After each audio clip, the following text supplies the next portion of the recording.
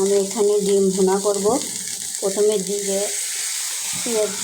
পেঁয়াজ বাটা, রসুন বাটা, আদা বাটা, জিরে বাটা, আপনার শুকনো জল বাটা এবং ধনের গুঁড়ো অ্যাড করেছি।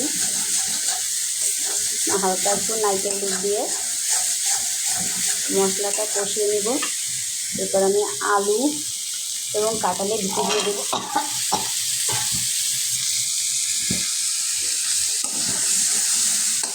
দিয়ে একটু কষিয়ে নেব।